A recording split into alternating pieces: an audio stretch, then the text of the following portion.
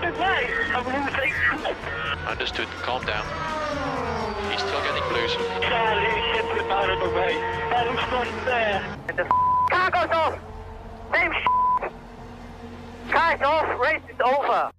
Those hipsters, I want to. I said don't stop, don't stop, don't stop talking to me. Stop, don't stop giving me things. Career Mode is back. Hello and welcome to the Cucumber Challenge episode number 3. This is the championship where we show you how to do Formula 1 on a budget.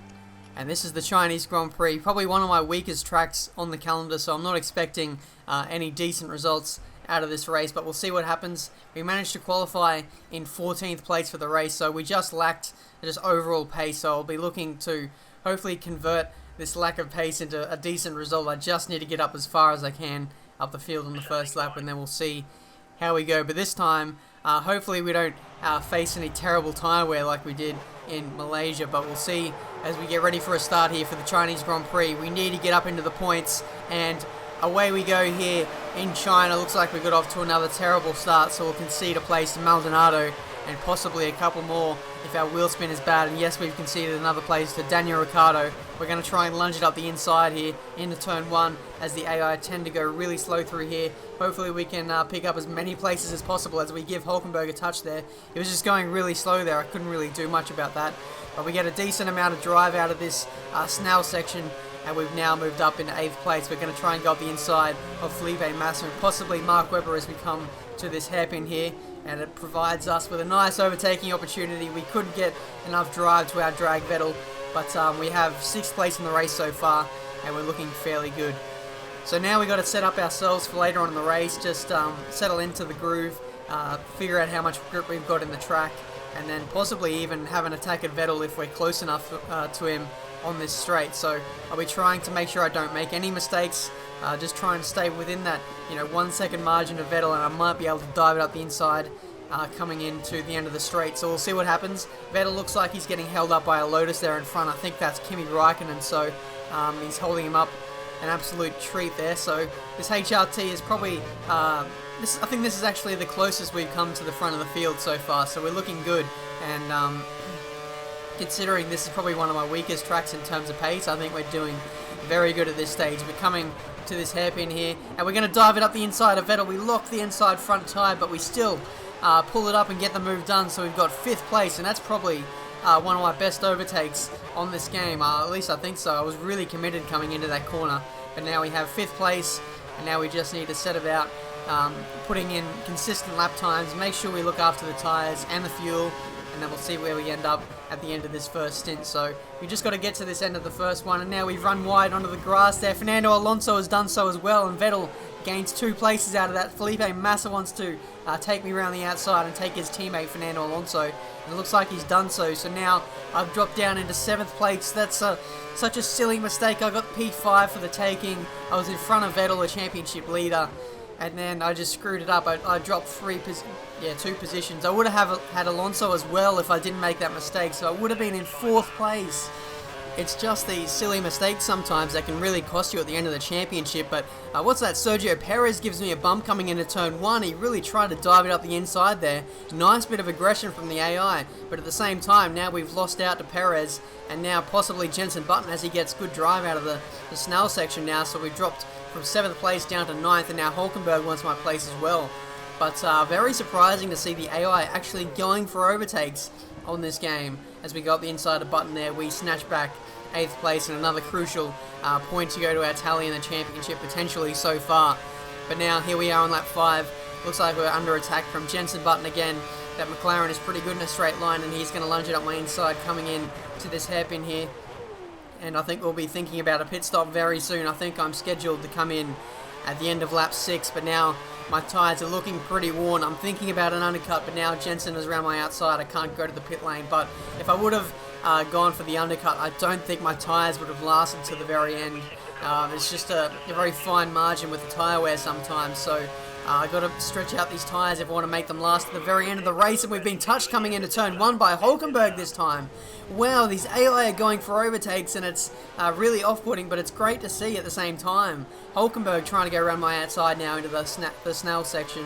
but I've just got no traction now. I think my tyres are pretty much gone. That touch with Hulkenberg sort of overheated my tyres, and it's sort of making the condition of my tyres even worse as Grosjean goes around my outside now into turn 5, I believe it is. But now, as I said before, the tyres are absolutely shot now. They've gone off the cliff. I think it would have been wise to come in at the end of lap 5. I think we're going to lose a whole bunch of time now, possibly even 3 or 4 seconds in these last couple of sectors. So we need to maximise our last couple of corners here. We just need to hit apexes, and that's not what we need. We just haven't got any grip on the tyres anymore to stay on the track. It's such a nightmare now as we're down in 10th place, the final point scoring position. And I don't think we're going to stay there for too long. Looks like Sergio's pretty racy, and my tyres are absolutely destroyed at the moment. And Sergio's going to get DRS at the end of the straight here. He's just going to fly past, possibly even before the DRS is activated, but we're going to put it up into fast. We're going to try and defend as hard as we can. We saved up all of our curves for this straight, so I'm trying to maintain track position as much as I can. Maldonado's got a good run now coming into the hairpin, but he's got nowhere to go. He's stuck behind me. We try and break for this hairpin here, but it's just not gripping to the road. We just completely ran wide, and we've dropped another couple of places, but now we're coming into the pits now, so it doesn't matter too much. Hopefully HRT can save me here with a good pit stop as we come into the pit lane. Let's not Hamilton it, and yes, we've done so fairly well. Coming into the pit lane now, and we've even lost time to Maldonado, who's making his pit stop as well. So a couple of runners opting to stay out for an extra lap, so we might even gain time over them, hopefully, if their tyres degrade as badly as what mine did. But now coming in for the pit stop now. Let's see how HRT execute it.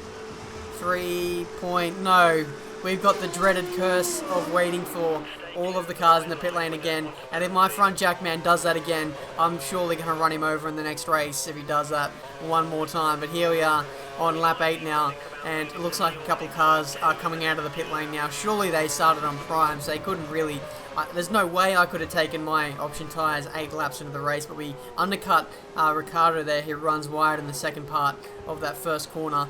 And it looks like there's a whole gaggle of cars in front of us there, so hopefully they're really slow on their outlap and their tyres take a while to come up to temperature and they hold each other up, but it doesn't look like it so far. It's now lap 10 and there's a couple bits of front wing everywhere. I've locked up on a bit of debris and it's sent me wide, and that's cost me another couple of places. That's so frustrating. Another thing that's out of my control, and it's sent me flying off the track. And now we've got to repass Daniel Ricciardo again. He might even get away. Our pace in this race is just so bad. We've got nothing to fight with. And now Valtteri Bottas in that Williams is trying to attack us now. But we're going to go up the inside of Ricciardo. We just fit through there. Ricciardo's trying to go around the outside now. But he's forced himself out too wide. He was being too gentlemanly there, and he put himself in the grass and ran wide after that. So unfortunate for Dan, but for us, we're still maintaining 12th place at the moment. So the cars in front of us have really stretched out to over 5 seconds in front. Valtteri tries to go up or inside into the hairpin, but it doesn't work out for him.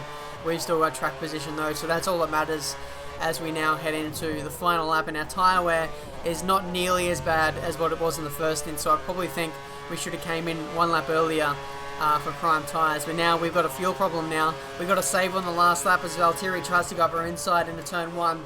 I'm trying to save fuel here, but Valtteri Bottas is looking really dangerous at the moment, and if I save fuel, he may well pass me, but it doesn't really matter.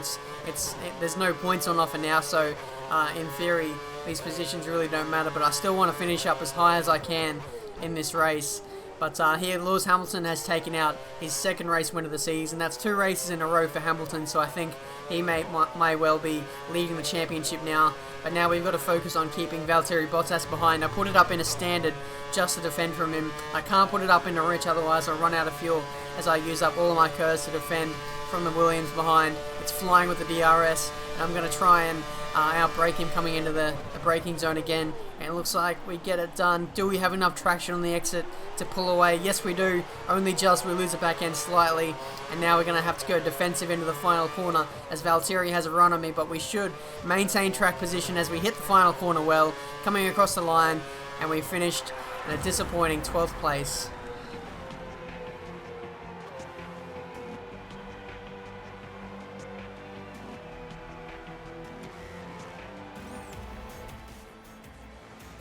Well done on 12th place, just outside the points. Alright, so there we go, 12th place we finished in this race, and I'm not too disappointed with that. This is probably one of my worst tracks on the calendar, and despite all that time we lost through that, that extra lap we stayed out, we still had the potential to score points on possibly our worst day of the season, so I'm not too disappointed. I think in the overall balance of things, I think I can score points in every single race, and it's only going to be a matter of time before we potentially get a podium, so I'm looking forward to that. But in the driver's standings, we've dropped down to 11th place in the standings, so that's not a major biggie. We're still in 6th place in the constructors, and 5th place is a long way in front of us, so I think we might need to just think about maintaining 6th in the championship. But that's been the Chinese Grand Prix, guys. I hope you've enjoyed it.